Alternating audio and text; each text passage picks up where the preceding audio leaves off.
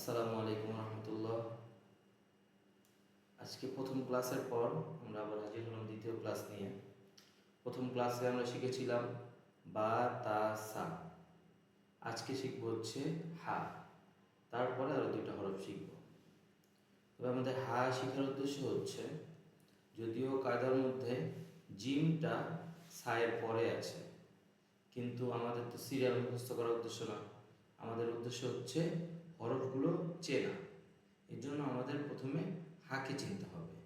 আমরা যদি হা চিনে ফেলি, তাহলে যে বাকি দুইটা আরও হরফ শিখবো আমরা, জিম এবং খ, এই দুটো একদম সহজ হবে। কেননা হায়ের নিচে নোক্তা দিলে জিম হয়, হায়ের উপর নোক্তা দিলে খ হয়। এই জন্য আমাদের আগে চিনতে হবে হা দেখতে কেমন, হাটা কেমন, তারপরেই না আমরা নিচে নোক্তা দিয়ে বা উপরে নোক্তা দিতে পারবো। এই জন্য আমরা দেখি হাটাকে। হা হচ্ছে এই, হা বলতে মুখের মধ্যে যেরকম খালি থাকে, ঠিক লিখতেও মাঝে এরকম খালি থাকে। এটা হচ্ছে হা। হায়ের মাঝখানে এরকম খালি। হা বললে যেমন খালি থাকে, লিখতেও খালি। এটার নাম হচ্ছে হা। হা একটু চাপ দিয়ে এটাকে পড়তে হয় হা। আচ্ছা, আবার লিখি হা। এই হাটা একটু চাপ দিয়ে পড়তে হয়। আর এই হা বলার উদ্দেশ্য হচ্ছে আরও একটি হা আছে, কিন্তু সেটা চাপ দিতে হয় না, সেটা হালকাভাবে পড়তে হয় হা। এই জন্য বললাম এই হা। আচ্ছা, এটা সামনে আপনারা বুঝতে পারবেন। এই যে হা। এখন আমরা তো হাকে চিনে গেলাম, হা দেখতে কিরকম। এখন আমি হাকে যদি জিম বানাতে চাই, তাহলে আমাকে শুধুমাত্র একটি ফোঁটা দিতে হবে।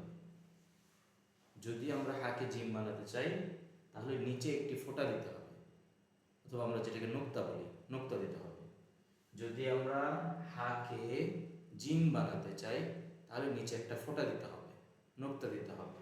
নোক্তা দিয়ে দিলাম, এখন হয়ে গেল জিম।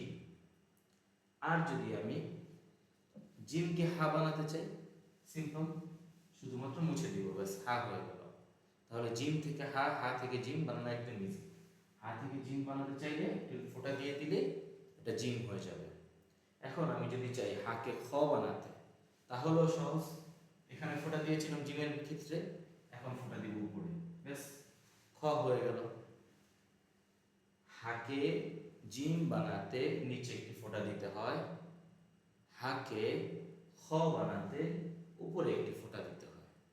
একদম সহজ। আর ফোঁটাগুলো মুছে দিলে হা হয়ে যায়, খয়ের ফোঁটা মুছে দিলেও হা হয়ে যায়।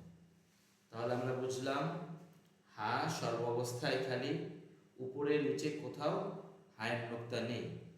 আমি যদি নিচে একটা নোক্তা দিই, হায়ের নিচে একটা নোক্তা দিই, তাহলে হবে জিম। আর যদি হায়ের উপরে একটি ফোঁটা দিই বা নোক্তা দিই, তাহলে হবে খ।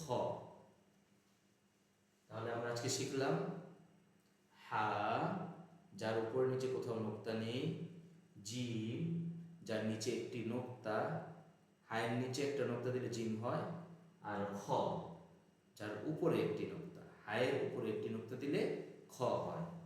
হা, জিম, খ। আসসালামু আলাইকুম। আজকের ক্লাস এ পর্যন্ত।